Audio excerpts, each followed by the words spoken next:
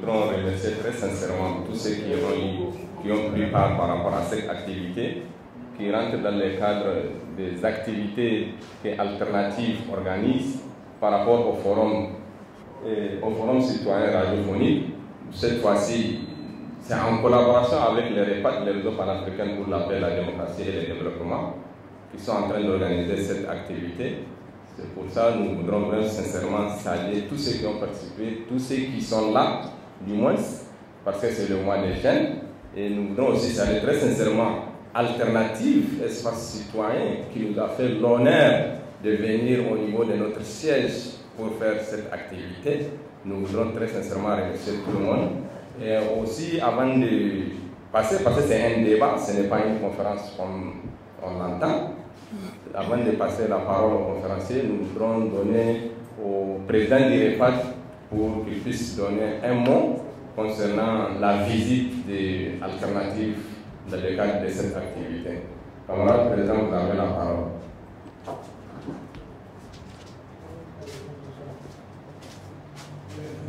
Salam alaikum. Donc, sans risque de répéter ce que vous avez déjà dit, je ne dirai pas plus que ce que vous avez dit, qui consiste à véritablement remercier tous les camarades qui ont accepté de prendre part à la présente activité malgré les conditions particulières, les jeunes que vous avez dit, mais aussi pour avoir observé toute la nuit d'hier, la période de l'être. Malgré, n'est-ce pas, ces contentants, ils ont accepté d'être présents ici dans nos locaux pour prendre part à cette première activité qui s'organise aussi dans nos locaux. Le siège, le REPAD a pris ce siège il y a moins de 2 mois de cela, et c'est pratiquement la première activité publique qu'on organise, n'est-ce pas, grâce à la collaboration avec Alternative Espace Citoyen, qui est une association seule, et donc qui nous a approché, qui a approché le REPAD pour pouvoir en tout cas organiser la présente activité ici sur un thème d'actualité et les prémices d'une crise économique au Niger qui impacte sur les jeunes et perspectives. Pourquoi ces thèmes et pourquoi le choix du conférencier? Le choix de ces thèmes, parce que le projet, dans le cadre duquel Alternative organise cette activité, a pour groupe cible essentiel les jeunes. Donc, c'est pour cela que nous voulions voir, n'est-ce pas, sous l'angle des jeunes, cette situation-là, qui véritablement relève du contexte, je le dirais. Et le choix du conférencier, parce que vous savez que ça fait très longtemps que le Niger a remis derrière lui, j'allais dire, les années cumulées sans salaire. Aujourd'hui, cela fait pratiquement plus d'1 an ou près de 2 ans que l'État a des difficultés, n'est-ce pas? En tout cas, soit que l'État a des difficultés ou bien qu'il fait preuve de mauvaise foi pour honorer ses engagements vis-à-vis des enseignants et particulièrement les enseignants contractuels qui sont aussi essentiellement des jeunes. Donc c'est pour cette raison que nous avons accepté d'abriter cette conférence et de poser le problème sous cet angle-là en discutant entre nous et voir quelles sont les perspectives que nous avons à dégager. Parce qu'on a parlé de prémices. Certains allaient nous dire, notamment les experts du domaine, qu'aujourd'hui on ne peut pas parler de crise économique. D'autres allaient même dire qu'on ne peut même pas parler de crise financière à plus forte raison de crise économique. Mais on pose le débat en parlant des prémices et de voir qu'est-ce qu'entre nous pouvons dégager comme perspective d'action pour véritablement faire en sorte que la jeunesse nigérienne puisse être entendue par rapport à ses droits et puisse avoir satisfaction par rapport à ses droits. Donc sur ce, je vous remercie et surtout merci au camarade Halidou qui, après avoir été contacté en 24 heures, pratiquement à 24 heures de cette activité, a accepté d'animer cette conférence. Nous voudrions véritablement les remercier et aussi exprimer tout notre soutien, en tout cas à la lutte que l'ensemble des enseignants sont en train de mener et particulièrement des enseignants. Merci. Forum citoyen radiophonique consiste vraiment à donner la parole au public sur un thème bien déterminé et voir les réactions et la compréhension des uns et des autres par rapport au sujet donné. Donc l'objectif général, c'est vraiment de contribuer à l'enracinement de la démocratie et de l'état de droit dans notre démocratie, ici au Niger. C'est vraiment ce que je voulais dire. C'est aussi le lieu de remercier le REPAD qui a bien voulu accepter de nous accueillir cet après-midi ici à son siège. Et je pense que le débat va s'ouvrir vivement pour le débat. Merci beaucoup. Merci. Ok, merci. À présent, nous allons donner la parole aux camarades conférenciers pour 10 minutes. Ce n'est pas une conférence. Après, on va relancer le débat. Je ne suis même pas conférencier, je suis modérateur. Voilà. Merci. Bonsoir à tous. Je voudrais très sincèrement féliciter le REPAD pour cette initiative avec Alternative de pouvoir réunir en tout cas la couche la plus importante d'une société qui est la jeunesse, de pouvoir débattre des problèmes réels qu'elle vit. Le thème sur lequel nous devrons intervenir, et excusez-moi, je voulais quand même préciser qu'il ne s'agit pas pour nous d'une conférence où vous avez un conférencier.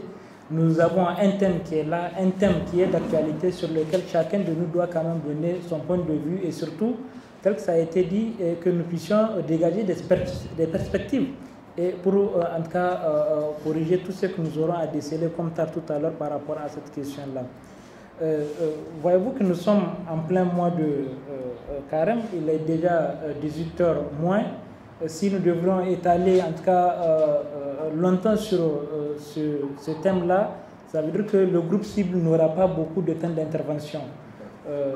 C'est pour cela que c'est juste des grandes lignes que nous allons peut-être donner et permettre en tout cas à ce que l'assistance puisse intervenir au maximum et donner les points de vue et en même temps dégager les perspectives.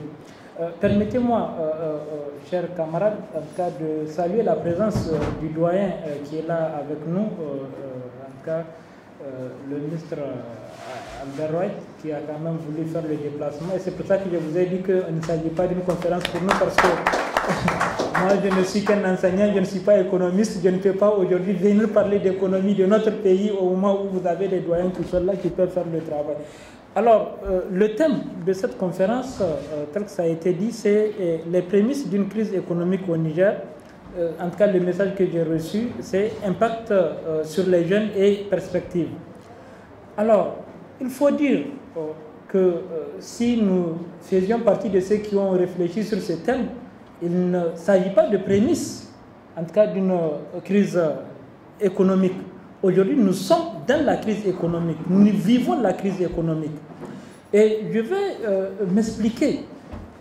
Voyez-vous qu'il y a moins de 2 semaines, l'Assemblée nationale était en session extraordinaire pour un collectif budgétaire où je vous en tout cas renvoie à ceux qui n'ont pas pu en tout cas voir le collectif, de voir ce qui a été diminué dans les différents budgets alloués en tout cas aux différentes, aux différentes institutions et même aux différents ministères par rapport à une question précise que vous connaissez très bien. Et si vous vous rappelez, lors de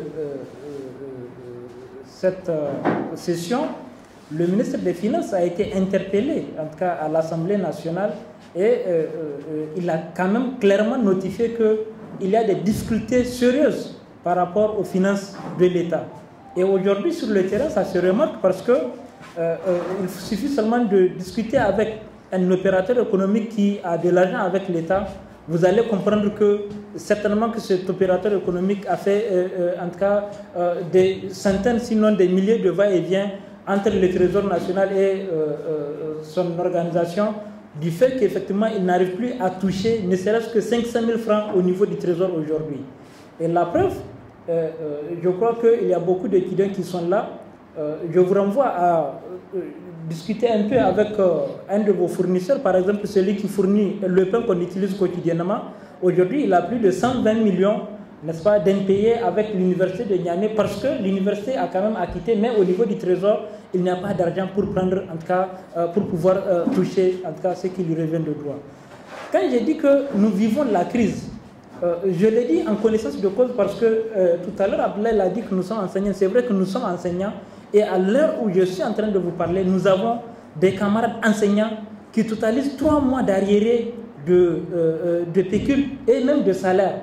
De pécule parce que pour les contractuels qui sont en région, vous avez à peu près 5 régions aujourd'hui qui n'arrivent plus à payer parce qu'au niveau des trésors, au niveau des payeries régionales, ils n'ont plus d'approvisionnement à partir du trésor national pour faire face à ces situations-là.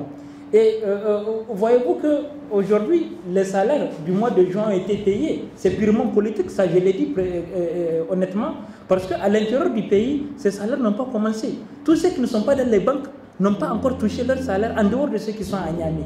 Et d'ailleurs, en parlant de salaire, les salaires du mois de mai à l'heure actuelle restent encore impayés dans certaines localités au niveau de la région de Zender.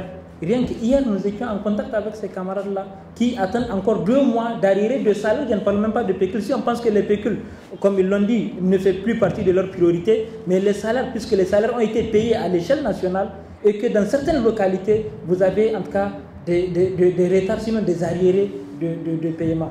Je disais que nous vivons la crise parce qu'aujourd'hui, on ne parle plus d'arriérés, on ne parle plus, j'allais dire, de retard. On parle d'arriérés de salaire. Et ça, ce ne sont plus des prémices, c'est des choses que nous sommes en train de vivre. Si aujourd'hui les fonctionnaires ne le ressentent pas, c'est parce que l'État du Niger est en train de forcer la main aux institutions bancaires, aux institutions de microfinance pour payer coûte que coûte les salaires et ne pas laisser voir en tout cas cette difficulté-là. Et heureusement qu'à l'Assemblée, les débats sont publics. Lors de l'interpellation du ministre ou du passage du ministre des Finances, il y a un député qui, en tout cas, siège au niveau de la commission de l'UEMOA, qui a même notifié qu'aujourd'hui, ce n'est plus une affaire d'endettement dont on parle du Niger, mais de surendettement. Et pour rappel, pour vous dire qu'effectivement, nous sommes dans la crise, lorsqu'il y a eu le coup d'État de 2010, le Niger avait un fonds de réserve au niveau de la BCEAO d'une hauteur de 113 milliards. De 113 milliards. Et aujourd'hui, les voyants sont tellement rouges que même l'endettement risque d'être impossible pour l'État du Niger. Donc, pour nous, il faut reconnaître qu'aujourd'hui, la situation est très critique. Faites un tour. Faites un tour dans la ville de Niamey ou en campagne, vous allez comprendre que les gens ne vivent plus. Avant, on parle de cherté de la vie. Aujourd'hui, c'est même la vie qu'il n'y a pas. Les gens ne vivent même plus au Niger. Et à tout cela, vous pensez que si aujourd'hui les ressources sont suffisamment, en tout cas, au bon fixe, on va faire 1 mois, 2 mois, sans pour autant avoir de l'électricité et de l'eau potable à boire ici à Niamey. Si nous vivons, en tout cas, toute cette situation, c'est parce que quelque part, quelque chose ne va pas. Est-ce que réellement, c'est parce que ces institutions-là, ces 2 sociétés-là, qui nous ont pénalisés pendant, en tout cas, un bon moment ici à Niamey et d'ailleurs dans tout le pays, est-ce que c'est parce qu'effectivement, ils ne regorgent pas de finances? Est-ce que quelque part, ces finances-là n'ont pas été utilisées à d'autres fins? Parce que, comme on l'a dit, on n'a pas à se cacher certaines choses. Aujourd'hui, l'État est en train de créer toutes les conditions d'avoir de l'argent pour faire face, j'ai dit, pour faire face aux petites dépenses de souveraineté. Et pour parler de la crise en tant que telle, vous l'avez suivi pour le budget 2017. Ils ont dit qu'il n'y aura plus d'investissement. Est-ce qu'on sait ce que ça veut dire qu'il n'y aura plus d'investissement? C'est-à-dire que tout ce que le Niger va avoir comme ressources financières sera injecté pour faire face seulement aux situations, aux questions d'urgence, c'est-à-dire payer les salaires, payer ou alors trouver du kérosène pour permettre au président de se déplacer, certainement que ça ne dépasse pas ça, et beaucoup de choses. Donc voilà, comme je l'ai dit, vraiment, ce n'est pas d'étaler sur toute une ligne ce que nous vivons aujourd'hui, mais c'est peut-être de prendre seulement les grandes lignes par rapport à la question. Et aujourd'hui, je crois que façon dont la dernière fois le ministre des Enseignements supérieurs était sorti pour signer le protocole avec le comité directeur de l'ISN par rapport au paiement de la bourse et de l'aide sociale, si effectivement nous n'étions pas dans la crise aujourd'hui, ils allaient quand même les payer. Et vous avez quand même constaté que c'est à compte-gouttes que même le paiement de l'aide sociale, en tout cas, si même ça a commencé, en tout cas, selon les informations que nous avons, ils sont en train de le faire. Et je terminerai pour dire qu'aujourd'hui, selon certaines informations que nous avons reçues, le gouvernement du Niger est en train de prendre sur les différentes sociétés de la place, n'est-ce pas, les différentes taxes prévues pour l'année 2017. Je dis bien prévues pour l'année 2017. Déjà, ils ont demandé aux opérateurs économiques de mobiliser en tout cas ces taxes-là pour permettre en tout cas à ce que l'économie puisse marcher un tout petit peu. Donc voilà un peu, chers conférenciers, peut-être tracer un peu les décors. Et là, vous l'avez certainement constaté que, comme nous l'avons dit, la crise, elle est palpable, elle est visible. Nous sommes en train de vivre cette crise-là. Maintenant, à nous, parce que les premiers qui seront touchés, c'est effectivement les jeunes. Aujourd'hui, le doyen qui est là parmi nous, dans tous les cas, lui, il est déjà à la retraite. Il n'attend que nous, peut-être, que nous lui trouvons peut-être à lui donner à manger, parce que pour la plupart d'entre nous, nous sommes obligés de supporter nos parents en tant que jeunes. Parce que si nos parents nous ont fait, nous ont supportés jusqu'à ce stade-là, aujourd'hui, il nous revient de prendre cette relève. Et s'il n'y a pas de ressources, si nous vivons cette crise, qu'est-ce que nous devrons faire pour effectivement masquer aussi cette face-là de la même façon que l'État du Niger est en train de le faire, puisque à l'heure actuelle, l'État ne veut pas qu'on parle de crise alors que nous sommes en train de vivre la crise. Et même nous-mêmes, nous devons créer les conditions, n'est-ce pas, de trouver une autre formule pour régler cette question-là. Ils sont finis. Ce qui nous revient en tant que jeunes, parce que comme on l'a dit, l'avenir d'un pays, c'est sa jeunesse. Est-ce que nous devrons continuer à croiser les bras et observer ce qui se passe dans ce pays? Est-ce que nous devrons réagir? Si oui, comment? Je crois que c'est des interrogations auxquelles, en tout cas, nous nous invitons à réfléchir et à apporter des solutions, ou j'allais dire des propositions, pour qu'ensemble, au sortir de cette conférence, nous puissions, en tout cas, sortir avec peut-être un cahier de charges que la jeunesse nigérienne va peut-être exécuter pour régler cette question de tension de trésorerie que nous sommes en train de vivre. Parce que c'est de ça que nous sommes en train de parler aujourd'hui. Peut-être qu'à une autre occasion, il y aura d'autres débats pour parler même de la situation actuelle de notre pays. Et je crois que le débat aurait pu porter sur même la vie de notre pays, du Niger, par rapport à ce que nous constatons aujourd'hui, toutes ces dérives que nous constatons de la part de ceux qui nous gouvernent aujourd'hui, tout ce qui se passe par rapport au trafic d'influence, personne ne dit mot. Je crois que, en quelque sorte, nous sommes aussi complices de ce qui nous arrive dans ce pays-là. Et je vais m'arrêter là pour permettre, comme je l'ai dit, à la salle de pouvoir réagir, et nous allons prendre les réactions. S'il y a des questions, nous allons tenter de répondre, et au besoin, nous allons en tout cas trouver la formule idéale pour proposer la conduite à tenir par rapport à ce thème qui vient d'être proposé. Je vous remercie. Merci. Vous avez dit modérateur, camarade modérateur, alors merci beaucoup par rapport à ces informations. Déjà, c'est un débat, sans trop tarder, nous allons relancer le débat pour vraiment les interrogations que les conférenciers, que les modérateurs du monde viennent de poser, voir là où on va et là où. Seulement, il faudrait se rappeler, parce que le conférencier a dit de recadrer même les débats, au lieu que ça soit de dire prémices, il faut dire que nous sommes en train de les vivre. Et je crois, par rapport à cette situation, beaucoup sont là pour pouvoir étayer et dire réellement si le thème, ça allait être des prémices ou bien c'est le vécu quotidien de la population du Niger. Ceci étant dit, le doyen là, on devrait donner la parole au doyen. Il sera le premier, après on va ouvrir la première liste.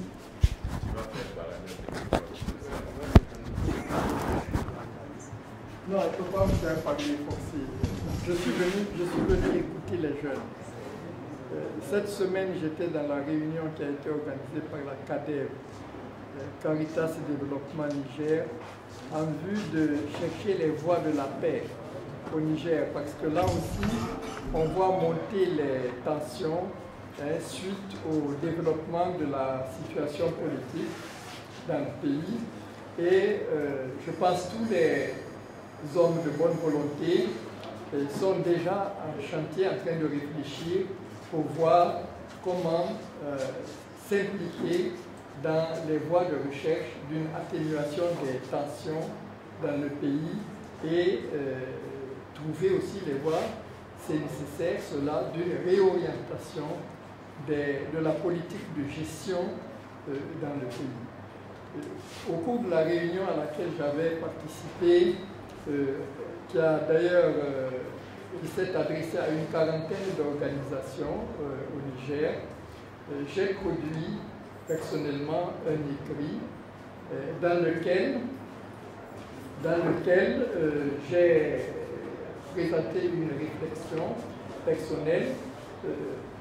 Je souligne dedans que nous avons vécu il y a déjà, depuis 1991, il y a déjà 26 ans maintenant, la conférence nationale souveraine du Niger, où s'était exprimée très fortement la volonté des Nigériens de voir une autre façon de gérer le pays. Et j'affirmais, c'est vrai pour le Niger, c'est aussi observable pour les autres États en Afrique, j'affirmais que j'ai 75 ans maintenant, je me dis nous avons échoué. Nous avons échoué parce que, au fond, la situation ne s'est pas améliorée et pire, elle est en train de se détériorer puisque aujourd'hui on voit partout dans l'environnement ouest africain, c'est vrai, surtout dans cet environnement-là, que les jeunes n'ont pas de perspective. Les jeunes sont découragés, les jeunes sont désabusés, les jeunes sont désespérés. Aujourd'hui, on fait des études qui n'aboutissent nulle part. On sort avec des diplômes qui ne sont pas capables de vous assurer des chances de survie et surtout de vie décente. Bon, mais alors, à ce moment-là, nous sommes obligés, nous les vieux, nous les anciens, qui avons d'ailleurs été impliqués un moment dans la gestion des affaires du pays, il faut avoir la franchise de reconnaître que nous avons échoué. Parce que c'est à partir de cette reconnaissance que nous allons acquérir peut-être le nouveau réflexe de nous dire mais il ne faut pas que les choses continuent comme ça, nous ne pouvons pas sacrifier la jeunesse. Et j'aurais voulu donc que les personnes de mon âge, et peut-être un peu moins, commencent à accepter cette vérité-là que nous avons échoué. J'avais dans l'intervention que j'avais faite devant cette réunion il y a 4 jours, rappelé un fameux discours de M. Adebayo, le professeur Adebayo Adebeji, au Crenshaw Hall de Ibadan en 1983. Il s'exprimait 23 ans après la mise en chantier de l'OUA et il disait, juste, vous voyez, ça fait, il disait, voici 2 décennies que nous sommes en train d'essayer de construire l'Afrique et jusqu'à présent, les résultats sont nuls. Nous sommes plus dépendants qu'au moment où les États africains sont arrivés à l'indépendance.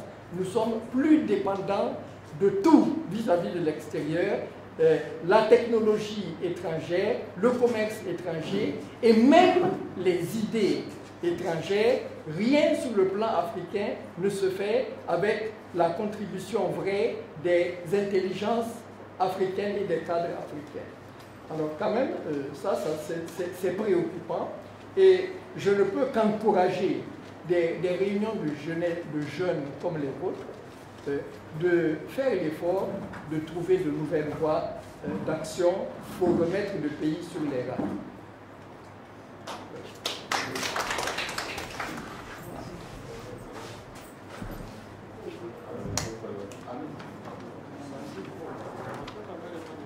La première liste d'intervention est ouverte. Voilà, et je remercie sincèrement le FAD et Alternative pour avoir organisé ce cadre. Très rapidement, crise ou prémisse d'une crise, on est toujours dans la crise. Et je m'en vais m'attaquer aux questions du budget parce que c'est là qui permet d'apprécier à suffisance s'il y a une crise ou à prémisse d'une crise. Et depuis bonne lurette, le budget nigérien est toujours en déficit. Et de 2011 à maintenant, il est toujours déficitaire. De 35, ça varie 35-34%. On fait généralement recours aux emprunts pour combler les déficits budgétaires. Et les 65% du budget qui provient des ressources internes sont essentiellement injectés dans le fonctionnement de l'État. Donc il n'y a pas d'investissement. Or, pour qu'un État survive, il faut qu'il y ait des investissements. Les investissements, c'est des personnes qui possèdent qu'on attend de la générosité de la communauté internationale, qui n'est pas évident d'ailleurs. Et c'est dans ça, avec tout ce qu'il y a comme conditionnalité, on espère investir. Même dans les secteurs sociaux de base, l'éducation, l'agriculture, le troisième a fait plusieurs fois l'objet des tables rondes au Paris, ailleurs à la conférence de Rio plus 20. Donc c'est compliqué par rapport à la crise, il y a véritablement une crise. Je pense que ce n'est même pas des prémices. Alors, pour revenir aux questions beaucoup plus spécifiques qui m'intéressent, il y a la question du terrorisme. Depuis 2009, on sait qu'il y a des cellules dormantes du terrorisme au Niger. Des dispositions n'ont pas été prises parce qu'on sait c'est quoi la cause du terrorisme, qu'est-ce qui amène les gens à s'enrôler dans les questions, les conflits terroristes, la question des pauvretés, les sous-emplois, l'éducation. Véritablement, ces questions ont été laissées et du coup, les jeunes qui ont trouvé beaucoup plus une offre alléchante, ils s'enrôlent facilement dans ces questions-là. Autre chose, la question du changement climatique, doublée avec les questions du terrorisme, ça entraîne facilement un mouvement migratoire qui impacte directement sur la jeunesse. C'est la jeunesse qui est la principale victime. On voit toujours des communiqués que des jeunes en transit en territoire algérien qui trouvent la mort. Donc, sincèrement, il y a vraiment une crise, ce n'est même pas de permis, comme je l'ai rappelé. Et très rapidement, s'il faut parler des propositions, je pense qu'il faut que l'État revienne, pose la problématique de sa souveraineté, parce que c'est ça qu'il y a une défense. L'État n'est pas capable de financer les secteurs sociaux de base, il faut que cela soit pris en charge par l'État. Il faut que l'éducation soit assurée par l'État. Je pense que c'est la seule manière, c'est la seule alternative qui vaille pour véritablement assurer la sécurité de notre. Par rapport à tout ce qui est question clé, par rapport à tout ce qui relève de la souveraineté de les technologies, l'éducation, la santé, je pense qu'il appartient à l'État de prendre ça en charge sans attendre au problème de la communauté internationale. Si ça vient en appui, on est dans un monde cosmopolite, on ne peut pas vivre isolément. Quand on trouve un appui, on trouve les possibilités d'en injecter quelque part. Mais sincèrement, il faut que l'État recouvre sa souveraineté. Il faut que l'État arrive par lui-même à prendre en charge tous les secteurs sociaux de base. Merci beaucoup. Merci. Est-ce qu'on ne dit pas le problème, est-ce qu'on le pose en termes de crise économique du pays? N'est-ce pas? Crise économique ou financière, quand on pose ça du pays, de l'économie nationale, à mon avis, on sous-entend. Où on trouve une explication, une excuse de coupable. Lorsqu'on prend un indicateur, l'évolution du budget de l'État du Niger, je m'en fous des milliards inscrits, mais on regarde de ce qui est mobilisé. On sait que depuis pratiquement 2010, c'est plus de 8 milliards inscrits dans le budget général de l'État du Niger. Mais depuis cette date également, on mobilise bonnement, malin, n'est-ce pas, 600-700 milliards. 600-700 milliards quand vous prenez, c'est au-delà du budget inscrit de l'État du Niger de 2009. Le budget prévisionnel. C'est-à-dire que le pays mobilise les ressources. Mais en fait, ça va où? Voilà là où le problème se pose. Il y a une prédation extraordinaire entre-temps qui se joue, parce que les ressources qu'on mobilise échouent entre les mains de quelques individus. Et les citoyens ordinaires ne voient rien du tout. Et ce problème, ce n'est plus lié à un problème que le pays a produit la richesse, parce qu'entre-temps, au cours de cette période-là, on a vu tout le potentiel que nous avons reste et encore un potentiel envié de part et d'autre et capable d'être mis en valeur. Mais il y a un pillage extraordinaire au détriment de la population nigérienne et c'est à ce niveau que le problème se pose. Et lorsqu'on regarde rien que le budget de fonctionnement de l'État lui-même, l'appareil administratif, ça dépasse pour ces dernières années le budget de l'État du Niger a un passé récent, il y a une décennie seulement. Mais il y a un problème. Comment est-ce que juste l'élite en tant que telle pour son propre luxe et bien prendre l'essentiel de ceux qui étaient destinés pour faire fonctionner le pays? Je pense qu'il faut briser ce pillage-là. que les jeunes comprennent bien que le problème c'est lié à la gouvernance en tant que telle. Il y a des individus qui peuvent. Regarde au même moment comment est-ce que le budget de fonctionnement de l'État pour les 2005. Moi, quand on s'est exercé à regarder le budget, pour rien que 2009, c'était à quelques 3 milliards. La présidence pour ce fonctionnement. Mais aujourd'hui, ça a avoisine les 50 milliards. Mais on fait quoi avec?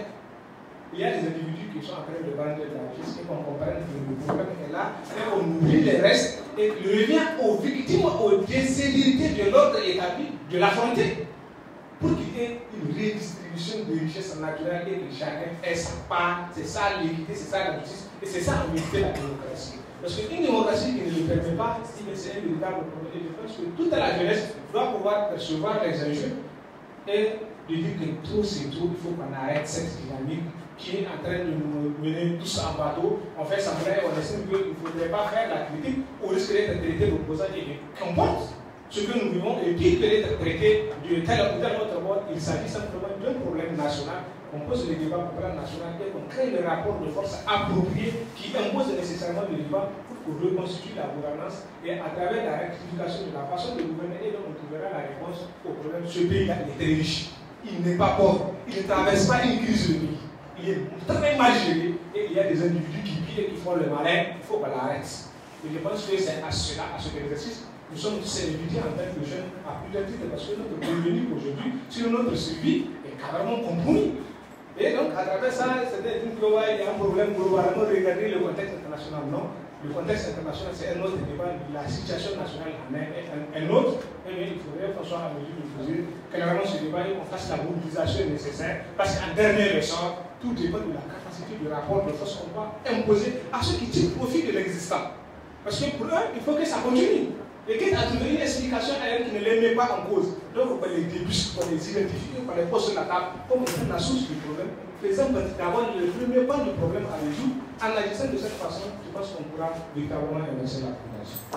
C'est parlant, je vais rester dans le cadre du thème, les prémices d'une crise économique au Niger.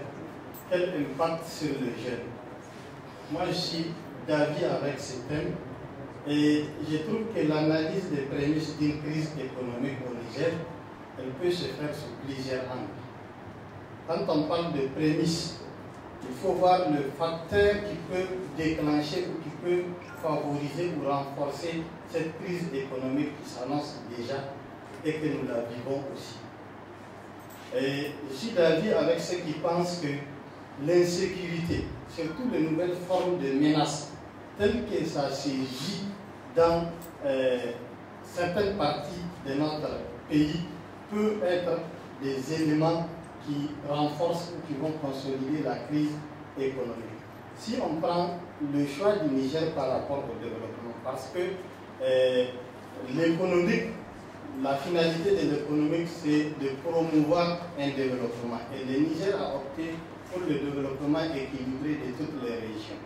Quand on prend la région de Difa, qui a pendant longtemps contribué dans l'économie du Niger à travers le maraîchage, à travers l'agriculture, à travers l'élevage, à travers la pêche.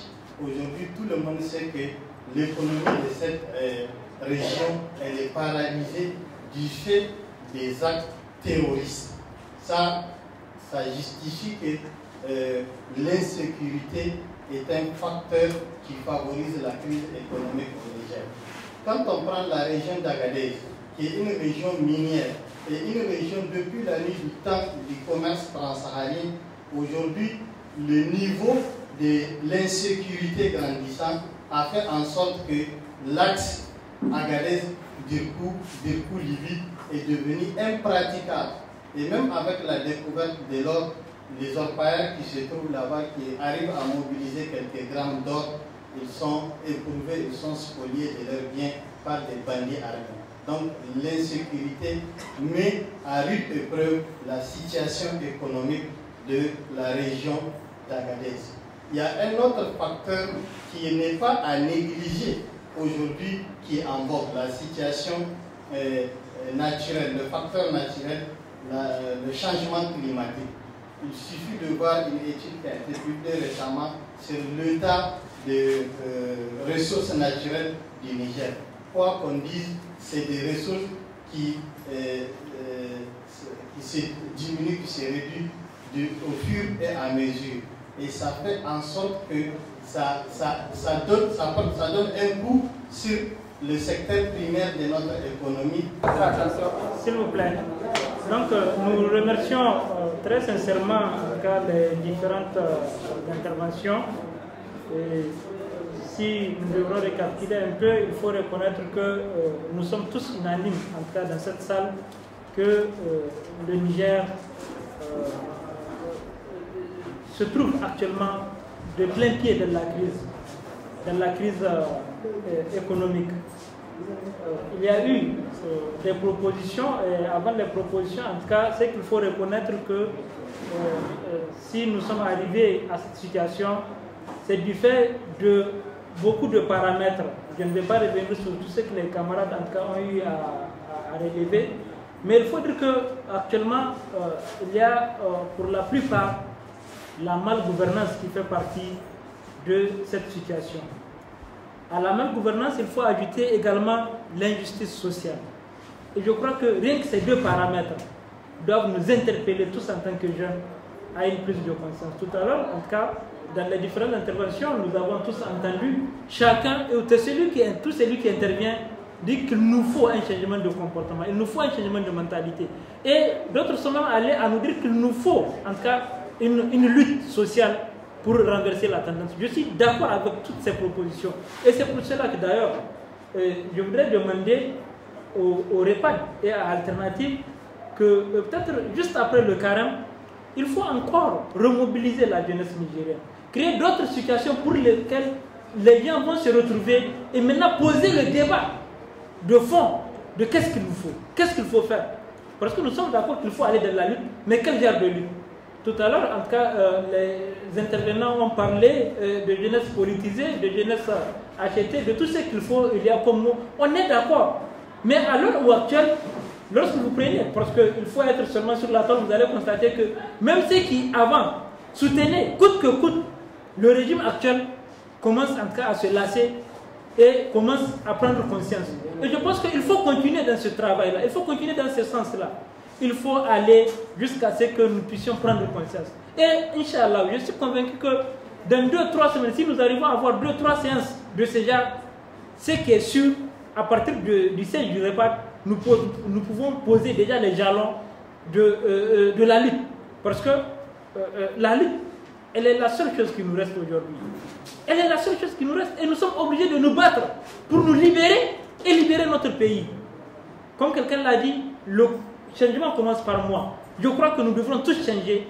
Nous devrons commencer à partir d'aujourd'hui à nous réorganiser. À nous réorganiser. Ils l'ont dit. Il y a quelques semaines de cela, Alternative a organisé une marche pour soutenir les populations de la région de Difa.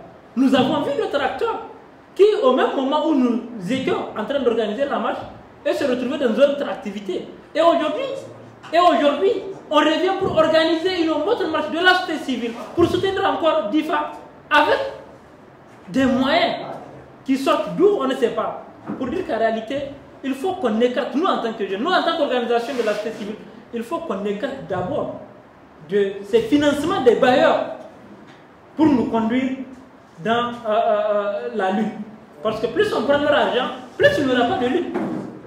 Plus il n'y aura pas de lutte parce qu'ils vont nous donner leur argent avec des consignes claires et précises. Et je crois qu'aujourd'hui, pour aller dans une marche, nous avons organisé combien de marches? Est-ce que nous avons besoin de mobiliser de l'argent pour organiser une marche aujourd'hui au nom de la société civile? Ceux qui l'ont fait, ce sont les partis politiques. Et si aujourd'hui la société civile se transforme en parti politique, qu'on nous le dise, moi je pense que nous devrons nous réorganiser. Il faut que la jeunesse nigérienne, je sais de quoi je suis en train de parler, il faut que la jeunesse nigérienne se réorganise pour faire en cas porter le flambeau de notre pays. On a parlé d'arriérés de salaire, d'arriérés de pécule, de vie chère, de cherté de la vie, de tout ce qu'il y a comme mot. Mais on oublie qu'aujourd'hui, il y a d'autres qui ne vivent même pas. Avant-hier, j'ai suivi un reportage à Difa de ceux qui ont quitté Bosso, qui se trouvent au stade et à la MJC de Difa, qui sortent pour aller mendier et trouver de quoi manger. En ce moment, on organise des ruptures collectives à la présidence pour ceux qui sont déjà nantis. Qu'est-ce qu'un opérateur économique a à voir avec une rupture collective aujourd'hui à la présidence? Je n'ai rien contre ça, mais j'ai dit que le moment est mal choisi. Voilà pourquoi le débat a été posé par certains de mal-gouvernance. Nous n'avons pas de prévision, nous ne sommes pas prévoyants et il faut qu'on règle toutes ces questions-là. Donc, pour finir, en tout cas, parce que la modulation aussi, c'est cela, il fallait tirer les conclusions de ce que les camarades ont eu à faire comme proposition.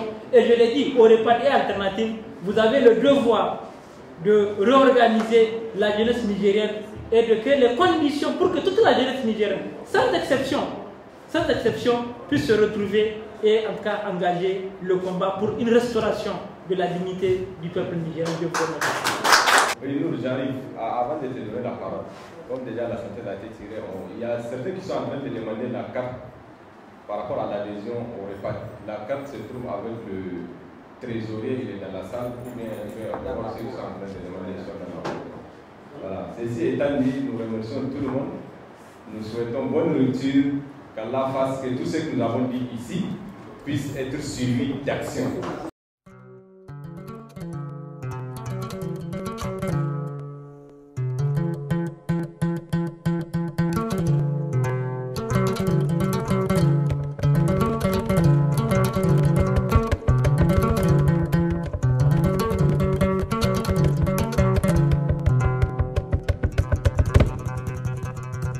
Thank you.